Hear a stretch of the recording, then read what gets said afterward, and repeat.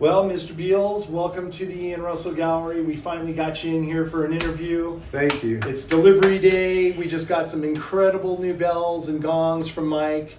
For those who are not familiar with Mike Beals, Mike is our amazing welded steel gong and bell manufacturer, and every one of them is hand-built, gorgeous pieces that can go inside or outside.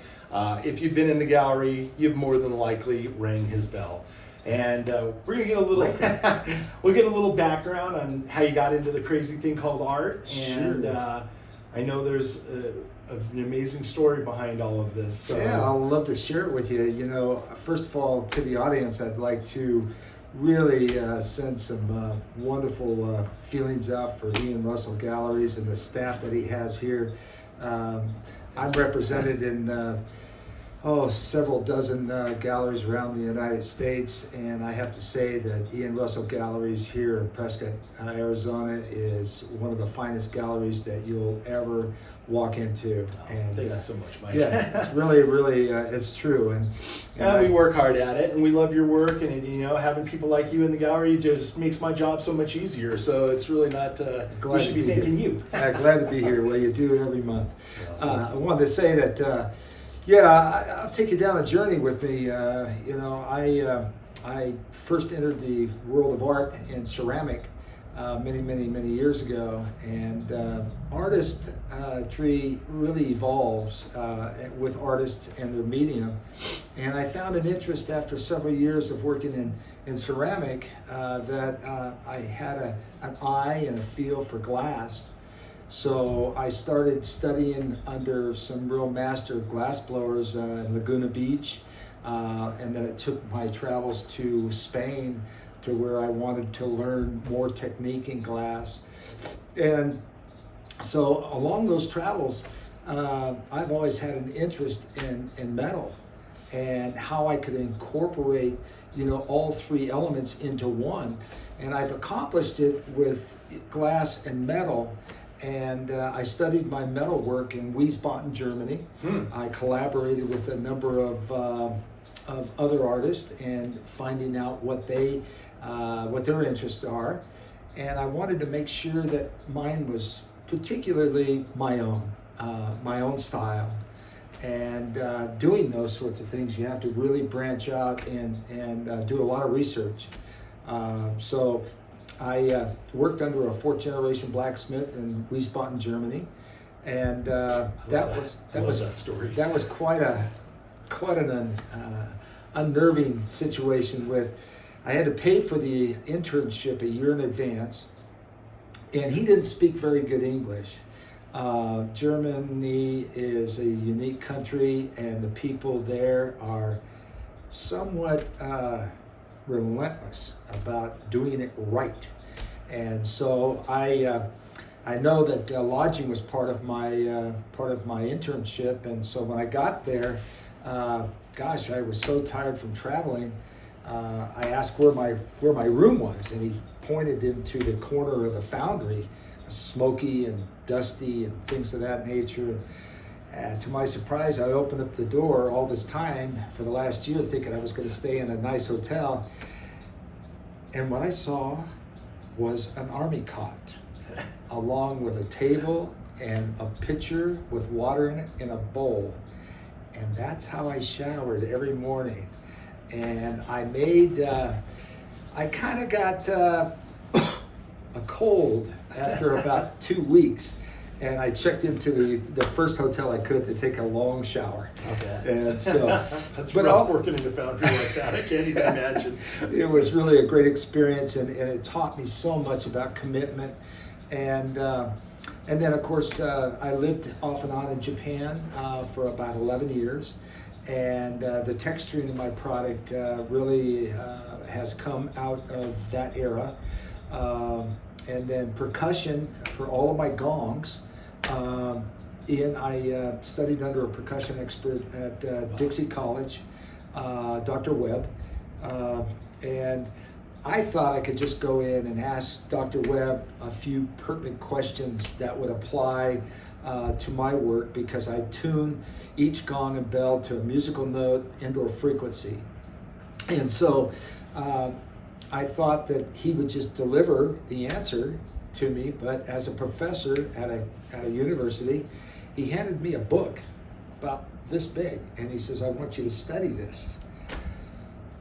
Well, there's so much mathematics, that are required in percussion that I had to go to another instructor to teach me the math to interpret what I was supposed to be reading. Wow. But we accomplished it, and I'm proud to say that if there's a note that anybody would like, we can pretty much accomplish it. Wow, I had no idea that you could do that. I know that you do a lot of custom designs. We've had incredible commissions done. Some as tall as 8 feet that went inside, or outside in circular driveways, patios, covered entries. People use them as doorbells.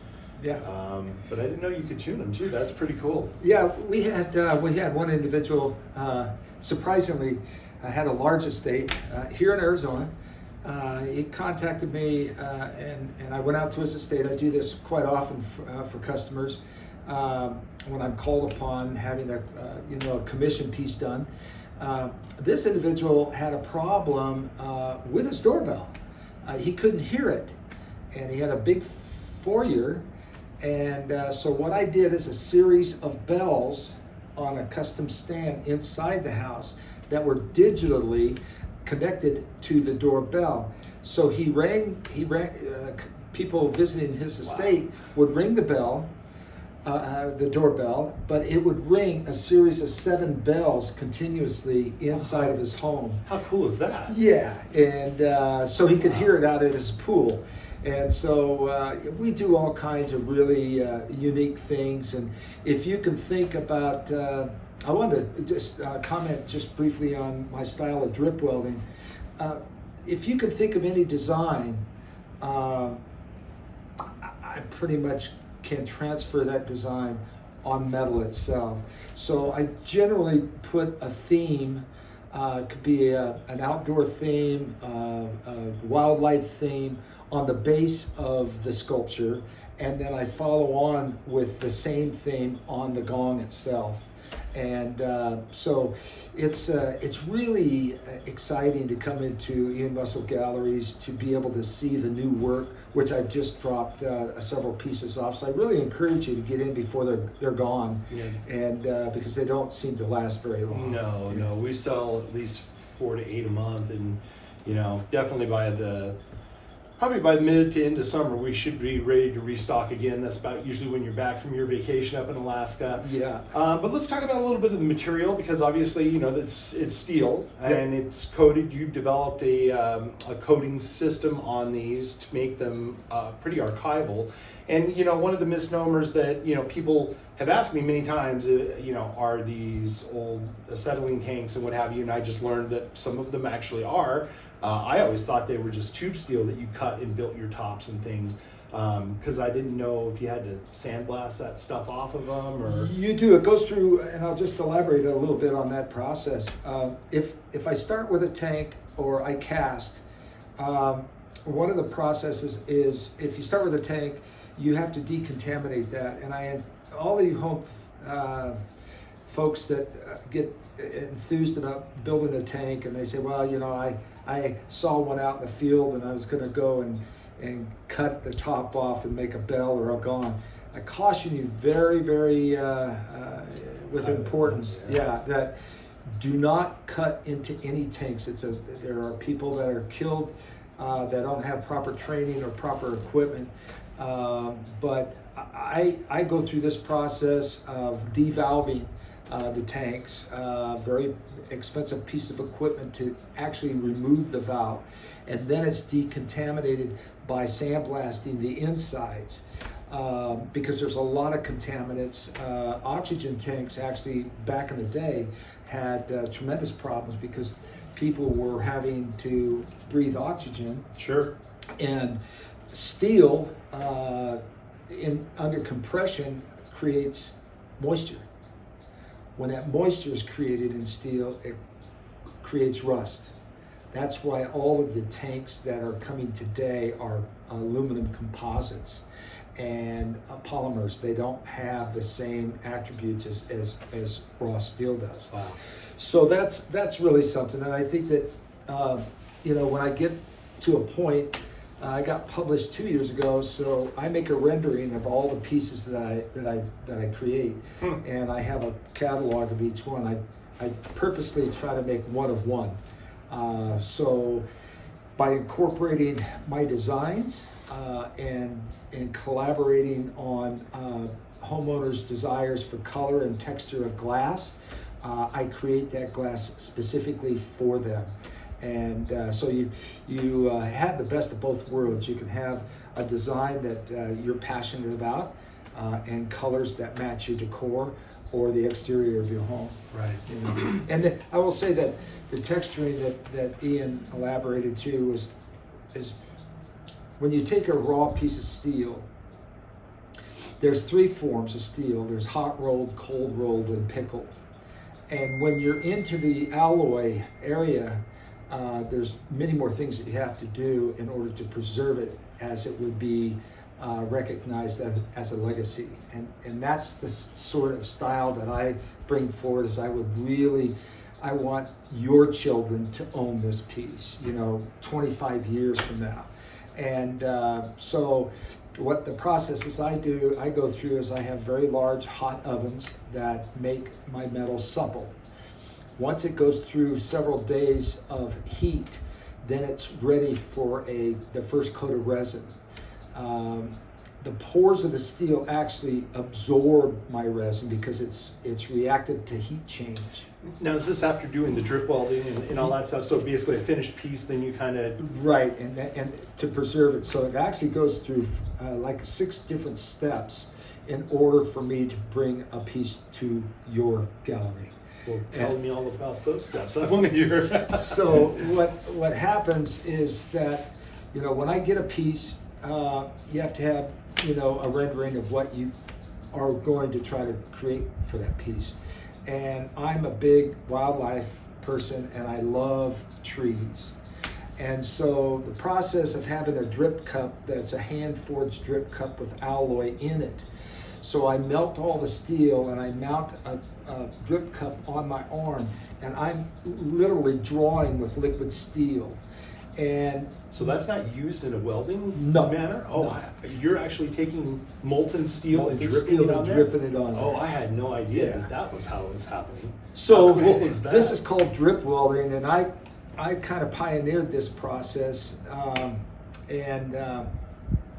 So once I get a design started, you can't, if you look at my work, you really can't start a design and stop because it bleeds. So you have to have your temperatures very correct and very exact. And once you start a piece, you have to finish that piece, and then you have to cool it. And then you have to start another section of it. So in this process, once the art is accomplished, to my satisfaction, then what I do is I go into the texturing process. Cool. And the process of texturing is not a color, it's a resin. So when I start off on a piece, it will be like mirror chrome. It'll look like that. Okay? Wow. Then when I start my first coat of resin and it goes into the first baking solution, it will actually turn the color to what I'm trying to achieve. And so you'll see the consistency of all my coloring. I've been starting now and pioneering airbrushing within my pieces. And so if you have butterflies or hummingbirds, or if you have eagles or any sort of wildlife, then I can airbrush the life into that particular piece. How cool. Yeah, so it's I gotta get up to Utah and check out your studio. on. That would be so fun to see. I know, because you have different stages of things going with, you've got to be building hundreds of these things. Well, I think that, right now, I've been, kind of setting back. I'm pioneering some new technology in glass. I produce about 2,000 pounds of glass a week, and which is a lot. But the beauty of that is I'm starting to sculpt in glass itself. And where I would add glass to my metal, now I'm adding metal to my glass. Wow, cool. And so, yeah, I work on big sculptures for municipalities, for bank buildings, for airports, and they could range from, they can range from, 20 feet in width to almost 25 feet in height. Wow. And we incorporate a lot of different aspects that the homeowners, the board of directors would like to see in some of the work that we're on display. Neat. Yeah. Neat. Well, I would love to see some of those installations. Yeah. They sound amazing. I think what we'll do is we kind of got a pretty good grasp of, how this all formulated, and maybe we'll go down and we'll actually talk about a few of the pieces. You can explain some of the aspects of them, and Love they'll to. turn you loose and let you get going. I'd love to. Thanks a lot. All right, we'll see you downstairs in just a minute. Okay. Downstairs, we're actually talking about the work now in the gallery, and I was just now off camera marveling about how he was describing how he does this stuff, and even the bigger things are molten. Yeah. It blows my mind that. So this piece right here is really all about wine. So you can see how I've taken all the precious time to create each leaf independently. When I refer to as drip welding, I literally have a drip vat on my arm that makes every grape. This metal is as hot as what the pouring is doing, so it fuses itself on top of each other. This is formed drip welding, and this is dripped like this as well. So, and then of course the sound of a piece. That one sounds like a church bell. I love this one. Right. Let's all say a prayer. Yes. So, and then my glass I incorporate is done for a couple of reasons. I generally have a lot of different pieces. Sometimes I incorporate glass down in this area, but importantly, how it fracks, how that sun penetrates my glass and prisms that color out. And that's what we're trying to achieve up here. And we can achieve that in a lot of different ways, especially in your foyers or your patios or out in your, even on incandescent light in your home. But I always recommend to clients that they put a solar spot behind my piece at night to where it'll reflect this color of glass at night, and it's very spectacular to see at night. Cool. Yeah, very cool. And then, over this way, we've got some of the smaller pieces. Of course, we have desktop gongs down here. Every one of them, like he was saying, is individually tuned. Some have higher pitches. Some have more of a kettlebell sound. And a lot of times what we do, if you, upon request, if the wind's blowing too much, you can lock these up inside. There's little tabs. tabs that'll take the sound away if you have a neighbor that doesn't particularly care for the sound. Sure. So, and then the finishes are all my resin that I bake into it. So it only requires about every 2 months just to wipe it off with plain tap water, no chemicals, and it'll stay like that for as long as you own it. Yeah. And they're very affordable. I mean, our small bells are $95. The next size up are $150. We have brackets for $50, so you can get a combo for $145 or $195. Desktops start around $750. Large gongs go all the way up to $3,000-$4,000 if you want a real custom, nice, big piece. And I wanted to share with the audience that these designs that you might see, if you have a special design, say some friends having an anniversary or birthdays, and you need special dates or initials or names of that sort, then I can customize that for you. Of course, that will all come through Ian Russell Galleries. These are all new things I didn't even know you could do. So yeah, take advantage of it, people, and thanks a ton for coming in, Mike. I really appreciate you, all your hard work for us, and then of course coming in and having a little talk about your work. It's always fun to learn about the artist and your particular style. And I just want to leave your audience with one thing, that here at Ian Russell Galleries and the work of all the hard artists that are represented here you'll never find anything like this in a box store. You know, this is all very, comes from the heart, and so I encourage the audience to come in, look at the Ian Russell galleries, support your artist. It's a great thing to do. It is, and we definitely appreciate it. We've got a lot of support and a lot of great clients out there. So thanks for tuning in, everybody.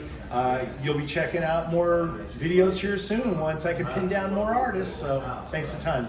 Thank you. Thanks, Mike. Okay, All right, buddy. See you.